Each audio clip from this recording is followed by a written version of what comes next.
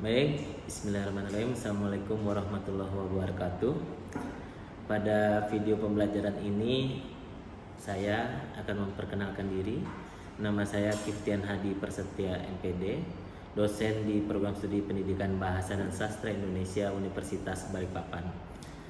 Di video pembelajaran ini saya akan menjelaskan bahwasanya apa yang saya ajarkan adalah mata kuliah sosiolinguistik dengan kode mata kuliah 10650133352 tahun ajaran 2022-2023 ganjil di semester 3 dengan bobot SKS 3.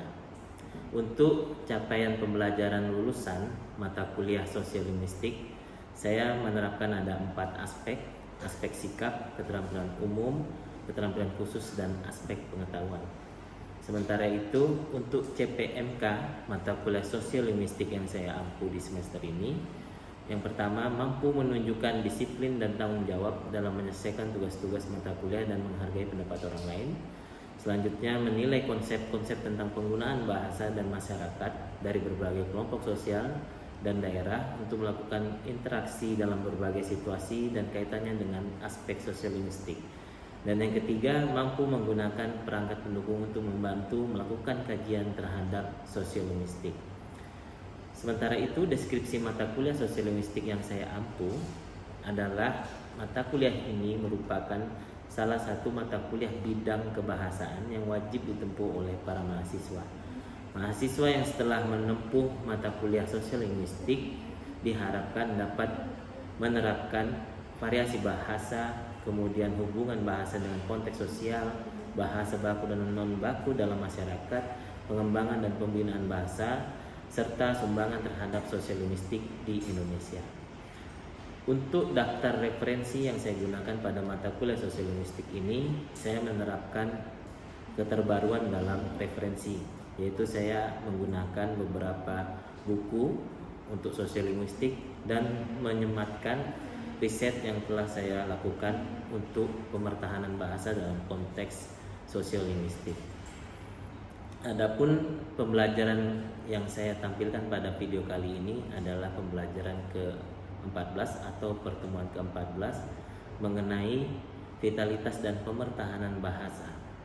Untuk indikatornya, mahasiswa dapat menerangkan serta menganalisis gejala pergeseran bahasa dari tolak ukur vitalitas dan pemertahanan bahasa. Adapun materi pokok bahan kajiannya, yang pertama vitalitas bahasa, yang kedua pemertahanan bahasa, dan yang ketiga urgensi vitalitas pemertahanan bahasa. Selanjutnya, untuk metode dan model pembelajaran yang saya terapkan pada pertemuan ke-14 ini, yaitu ceramah, kemudian ada problem based learning atau PBL, dan presentasi. Selanjutnya, untuk penilaian, di sini ada tugas individu dan kriterianya adalah ketepatan dalam menjelaskan vitalitas dan pemertahanan bahasa.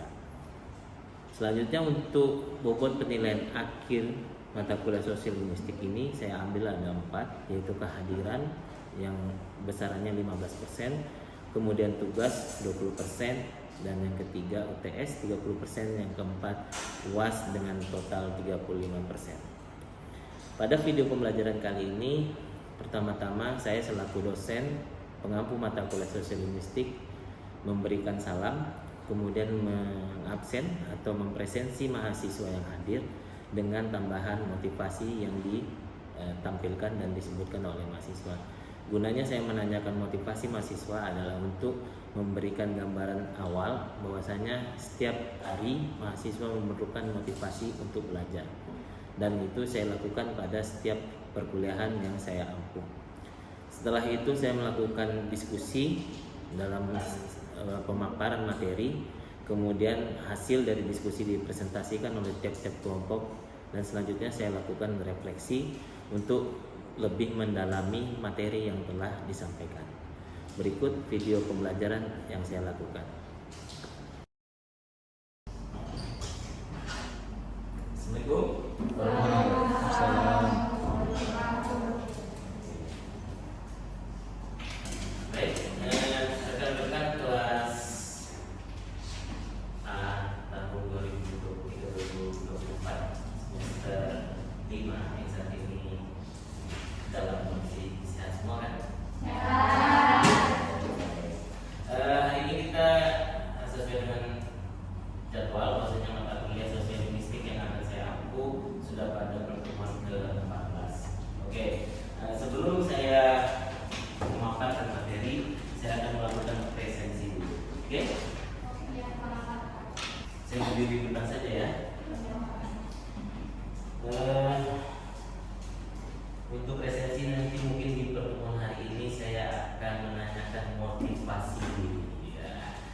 Untuk apa? Motivasi diri untuk melihat bahwasanya diri kita hari ini termotivasi untuk belajar dan mencapai tujuan yang kita harapkan. Oke, yang pertama Wanda Hidayah Putri. Wanda Haditya Putri. Motivasinya apa hari ini, Wanda? Motivasi hari ini semakin banyak kebaikan yang kita tanam, maka lebih banyak kebahagiaan yang kita peroleh di kemudian hari. Oke, good, bagus. Ade Retno Amelia Putri. Oke, Retno, gimana kabarnya hari ini, Retno? Alhamdulillah baik. Oke, motivasinya Retno hari ini apa? Sesuatu yang terlihat simpel itu bukan berarti tidak berharga.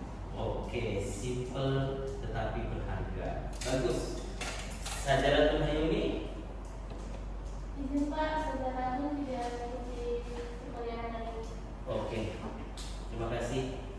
Kating sudah dipetakan yang tidak hadir. Lydia Intan Hidayah. Oke, gimana kabarnya Lydia hari ini? Baik, Pak, alhamdulillah. Motivasinya apa Lid hari ini? Motivasinya yaitu jika kamu tak sanggup menahan lelahnya belajar, maka kamu harus menahan perihnya kebodohan. Oke, belajar untuk tidak bodoh. Tripos. Oke, teman-teman semua, rekan-rekan kelas A. Hari ini kita akan masuk pada mata kuliah Sosial Linguistik pertemuan ke-14. Izinkan saya untuk menampilkan slide PowerPoint dulu ya. Oke. Nah. Oke, sesuai dengan rencana pembelajaran semester yang telah kita sepakati dulu di pertemuan awal, bahwasanya di mata kuliah sosial linguistik ini yang dicapai bukan hanya dengan satu aspek, tetapi ada 4 aspek dari sikap sampai pada aspek pengetahuan. Untuk capaian mata kuliah kita pada akhirnya nanti kita mampu menerapkan dan mengimplementasikan pemahaman kita terhadap sosial linguistik di masyarakat, karena tujuannya adalah bahasa yang mampu digunakan pada masyarakat. Itulah sosial linguistik. Oke, saya akan bacakan di pertemuan ke-14 sesuai dengan ada RTS ini. Bahasanya di pertemuan 14 kita ini untuk kemampuan khususnya sub CPSK. Sektor besar ya. Untuk sub CPSK kita di hari ini adalah mahasiswa dapat memahami konsep vitalitas dan pemetaan bahasa. Kemudian indikator ukurnya, mahasiswa dapat menerangkan serta menganalisis gejala pemertahanan bahasa, gejala pergeseran bahasa dari tolak ukur vitalitas dan pemertahanan bahasa. Selanjutnya untuk materi pokoknya kita akan uraikan dari vitalitas dan pemertahanan bahasa serta urgensinya. Nah, untuk metode hari ini mungkin nanti kita ke arah PBL, kita mencari masalah di sekitar kita dengan cara nanti kita melakukan diskusi, kemudian nanti dipresentasikan oleh kelompok. Setelah nanti di akhir kita melakukan refleksi. Oke, untuk materi di hari ini saya akan tampilkan slide PowerPoint tentang vitalitas dan pemertahanan bahasa. Oke, tunggu dulu ya. Oke, vitalitas dan pemertahanan bahasa. Oke, sebelum saya menerangkan apa itu vitalitas, apa itu pemertahanan bahasa, mungkin dari teman-teman sudah ada gambaran terhadap hal tersebut. Oke, sekarang saya tanya siapa yang bisa menerangkan secara sederhana apa sih vitalitas bahasa itu? Mungkin bisa ya saya tunjuknya. Mungkin Ika apa sih vitalitas menurut Ika itu? Vitalitas bahasa itu apa Ika? Vitalitas bahasa sendiri merujuk pada kemampuan suatu bahasa menampung dan melakukan berbagai fungsi dan tujuan komunikasi. Oke, untuk mampu berkomunikasi ya kepada masyarakat. Lanjut, mungkin ada yang memahami konsep tentang pemertahanan bahasa. Apa sih pemertahanan bahasa itu? Mungkin Bias bisa dijawab. Menurut saya pemertahanan bahasa adalah serangkaian tindakan yang dilakukan untuk menjaga bahasa tetap hidup dan relevan dalam masyarakat. Oke, menjaga bahasa tetap hidup dan relevan di masyarakat. Itu poinnya. Ya, saya akan menjelaskan bagaimana vitalitas bahasa itu. Vitalitas bahasa itu dimaknai sebagai intensitas penggunaan dan eksistensi sebuah bahasa sebagai alat komunikasi dalam berbagai konteks sosial. Di sini saya kasih bold, bahwasanya saya kasih tebal. Vitalitas bahasa itu diperlukan sebagai apa? Sebagai acuan ukur untuk pemertahanan bahasa. Oleh sebab itu vitalitas dan pemertahanan bahasa saling terkait. Nah, pemertahanan bahasa itu apa? Pemertahanan bahasa dimaknai sebagai situasi ketika sebuah komunitas dapat mempertahankan atau melanjutkan penggunaan bahasa yang telah disepakati. Oke, dalam hal ini pemertahanan bahasa dilakukan sebagai upaya pemetaan bahasa yang digunakan dalam segala aspek untuk mampu bertahan atau mengalami perubahan. Ini kira-kira menurut teman-teman semua, bahasa yang kalian gunakan adalah bahasa Indonesia, tetapi kita memiliki bahasa ibu kita atau bahasa daerah. Nah, menurut teman-teman semua, bahasa daerah teman-teman itu sampai saat ini bertahan atau tidak? Nah, misalnya saya tanya Ika, mau bahasa daerahnya apa? Bugis. Ika bisa mengajarkan bahasa Bugis? Tidak bisa. Kenapa Ika tidak bisa mengajarkan bahasa Bugis? Karena di rumah menggunakan bahasa Indonesia. Mungkin selanjutnya misalnya Taskia bahasa daerahnya apa? Jawa. Taskia bisa ngomong Jawa atau tidak? Kenapa tidak bisa? Pakainya bahasa Indonesia. Selain Taskia mungkin Retno bahasa daerahnya apa? Bahasa Jawa. Nah, bisa bahasa Jawa nggak Retno? Bisa. Nah, beda dengan Taskia. Taskia tidak bisa, tetapi Taskia paham tidak kalau orang ngomong bahasa Jawa? Nah, paham. Inilah yang dinamakan gejala-gejala bahasa itu tidak dapat dipahami atau bahasa itu bergeser. Jadi ada yang vitalitas dan pemetaan bahasa untuk memetakan sejauh mana sih bahasa daerah khususnya yang dapat kita ukur itu bergeser atau nanti akan mengalami perkembangan. Nah, ini terjadi di beberapa kasus bahasa daerah yang ada di Indonesia. Sebelum saya tampilkan nanti tentang kaitan teknologi dalam pemetaan bahasa, saya akan melanjutkan ke arah permasalahan vitalitas dan pemetaan bahasa. Nah, dalam bahasa ternyata itu ada permasalahan yang timbul dari konsep vitalitas dan pemetaan bahasa. Yang pertama, adanya perpindahan penduduk. Perpindahan penduduk khusus kita ini, kita kan di Balikpapan, kita akan kedatangan banyak berbagai kultur, budaya yang masuk karena kita adalah penyangga kita. Nah, ancaman terbesar adalah perpindahan penduduk tadi. Kenapa kok perpindahan penduduk itu menjadi ancaman? Karena nanti akan ada dominasi kultur pendatang. Kultur itu kan akan membawa bahasa, membawa budaya. Nah, oleh sebab itu menjadi ancaman kalau kita tidak memiliki dan tidak mempertahankan bahasa daerah. Nah, selanjutnya nanti akan hilang regenerasi penutur bahasa. Sejauh ini sudah dipetakan oleh kementerian dan dipetakan oleh Badan Bahasa bahwasanya banyak sekali, hampir 700 bahasa daerah di Indonesia ini yang punah. Saya lanjutkan. Mengapa sih penting? Jadi ada urgensi, vitalitas dan pemertahanan bahasa. Yang pertama, urgensinya, resiko kepunahan bahasa itu sangat tinggi di kalangan kita. Mengapa kita anggapnya sebagai hal yang urgent? Karena kita harus mempertahankan bahasa sebagai ciri khas bahasa daerah di Kaltim, sebagai ciri khas di Balikpapan secara khusus. Nah, pertanyaan yang mendasar, di Balikpapan kita punya nggak bahasa daerah?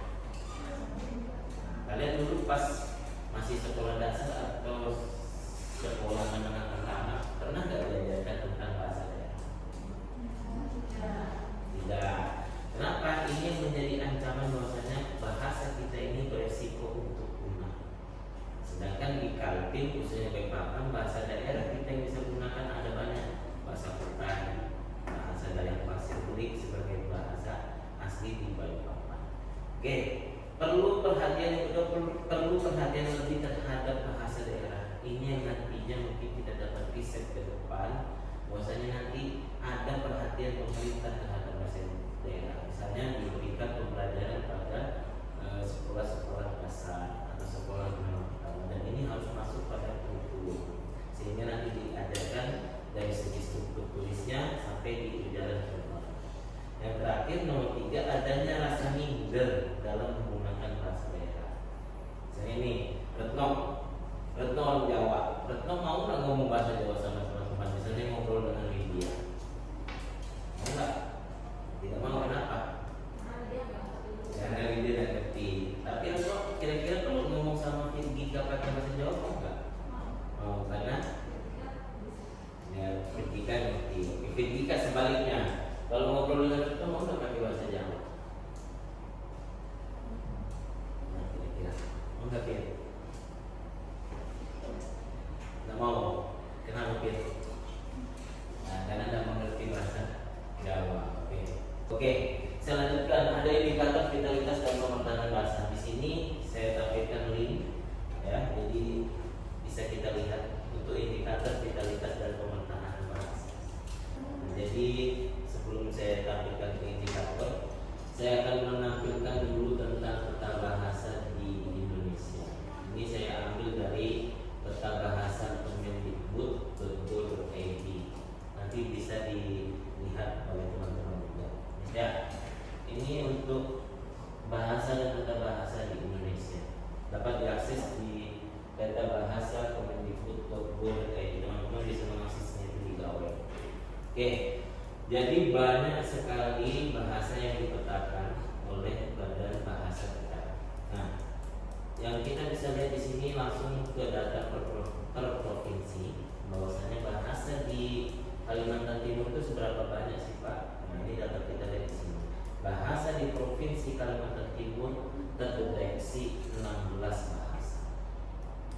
Nah, ada bahasa Dayak banyak, ya, Ahom, kemudian Demuak, Bajau, Basak, Bugis, Dusun, Jawa. Apa kok bisa bahasa Jawa masuk juga di bahasa khususnya dipakai? Jadi yang ditetapkan oleh Badan Bahasa, bahasa apa yang dominan digunakan. Nah, di sini diberi jelas oleh Badan Bahasa bahwasanya bahasa Jawa dituturkan di Desa Sekihan, Kecamatan Sepuluh, Desa Ponoragan, Kecamatan Kabupaten Kutai Kartanegara. Ada juga di Kelurahan Malu, ada juga di Kecamatan Kabupaten Timur, Karangjuang, kemudian banyak sekali di Balikpapan Utara. Ini menandakan bahwasannya di Balikpapan secara umum tidak menggunakan bahasa daerah khususnya yang ada di Kalimantan, bahkan menggunakan bahasa Jawa yang khususnya di luar Kalimantan. Nah, ini menjadi ancaman kita ke depan. Akan ada lagi bahasa-bahasa yang lebih dominan, misalnya Jawa. Banyak transmigran Jawa nanti ke IKN, bisa saja IKN menggunakan bahasa Jawa dan tidak menggunakan bahasa daerah khas di Kalimantan. Sebaiknya kita bisa dapat mempertahankan bahasa Dayak seperti bahasa Dayak yang paling dekat dengan kita.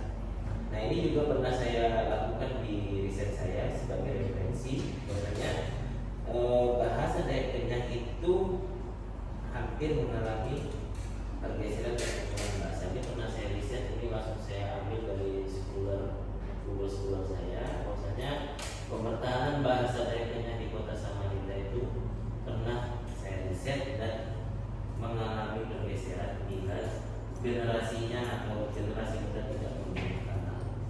Nah, ini mungkin nanti bisa dilihat juga oleh teman-teman.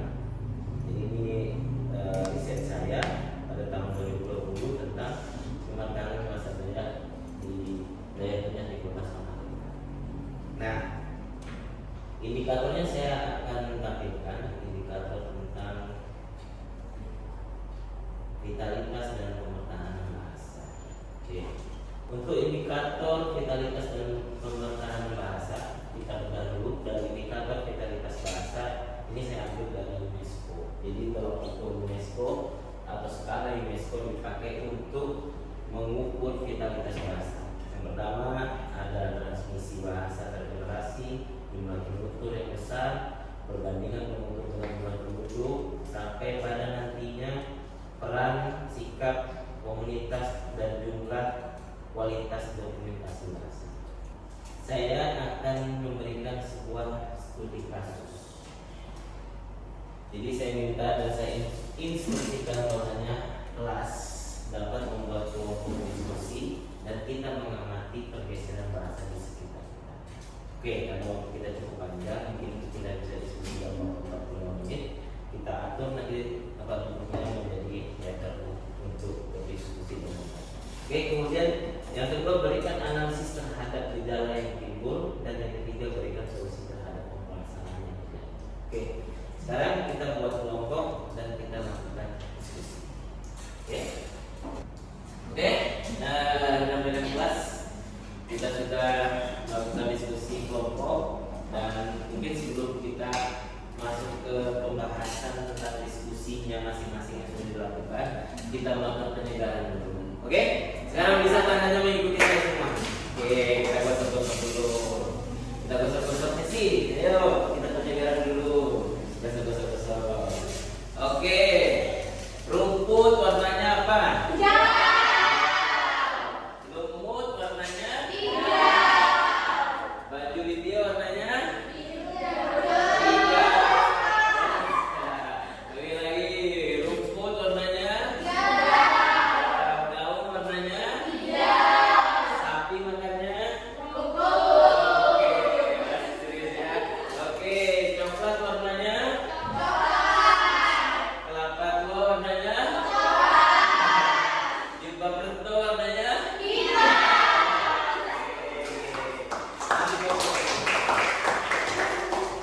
Oke, tadi saya minta untuk diskusi tentang gejala-gejala dan fenomena bahasa yang ada di sekitar kita. Tadi di kelompok ini membahas tentang apa? Ya? Oh, bahasa pasir. Kelompok dua bahas bahasa apa? Oh, bahasa dari mana itu orang itu? Oh, dari Kutai Barat. Oke, kelompok tiga bahasa apa? Oke, bahasa Jawa. Orang Jawa semua ya? Oke, Jawa Pride. Oke, mungkin bisa dipresentasikan dulu dari kelompok satu akan ditemukan dari problem based learning tentang bahasa dan vitalitas tentang bahasa yang ada. Oke, dari bahasa pasir. Silakan. Ya, selanjutnya.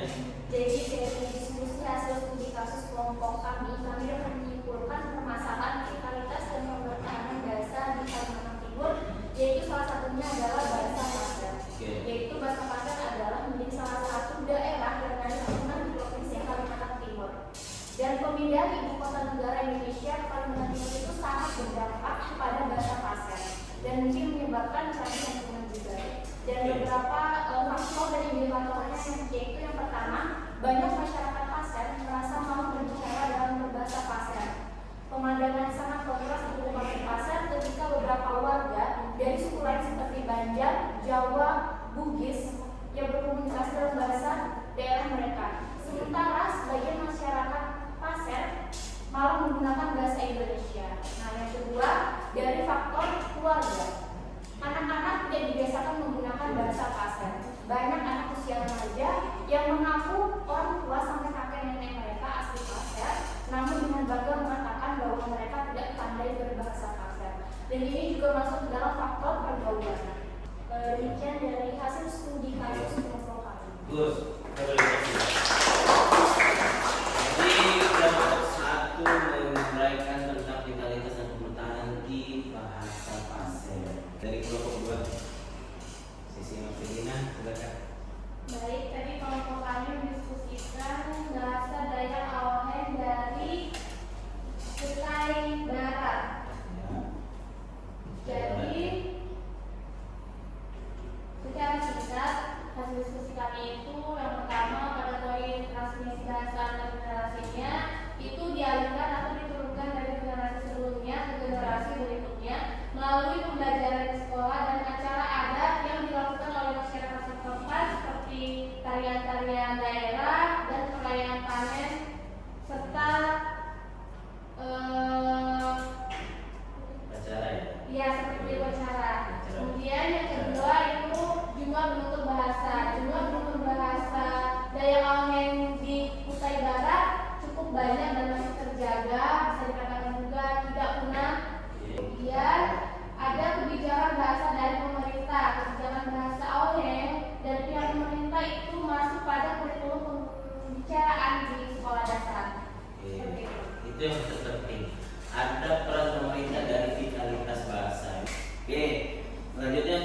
terakhir mungkin tentang bahasa Jawa proyek ini. Apa hasil diskusinya? Silakan Taskia. Jadi menurut hasil diskusi dari kelompok kami, bahasa Jawa terutama di Balikpapan itu cukup banyak. Terus jumlah penduduk dengan jumlah penduduknya itu dengan penduduk bahasa Jawa cukup banyak daripada jumlah penduduknya. Terutama kan banyak juga pendatang dari Balikpapan termasuk Jawa. Contohnya di daerah rumah saya itu banyak yang menggunakan bahasa Jawa, terutama itu orang tua. Jadi lumayan banyak di daerah Balikpapan. Itu hasil diskusi dari bahasa Jawa ya. Oke, saya akan menyimpulkan beberapa hal dari diskusi kita hari ini. Karena bahasa daerah itu sebagai bahasa ibu kita akan memiliki kebanggaan terhadap penggunaan bahasa itu. Kita yang tidak memiliki bahasa ibu akan merasa bahwasanya kita ini tidak punya bahasa pertama kita. Kalau misalnya seperti teman-teman yang di Balikpapan tidak punya bahasa daerah, apakah bisa Pak kita memiliki bahasa ibu setelah kita menggunakan bahasa Indonesia? Bisa. Nah, ini yang kita kedepankan sebagai upaya untuk melestarikan bahasa agar bahasa itu tidak punah. Kasus di Pasir itu banyak sekali bahasa daerah, tetapi masyarakat yang menggunakan dengan konsisten.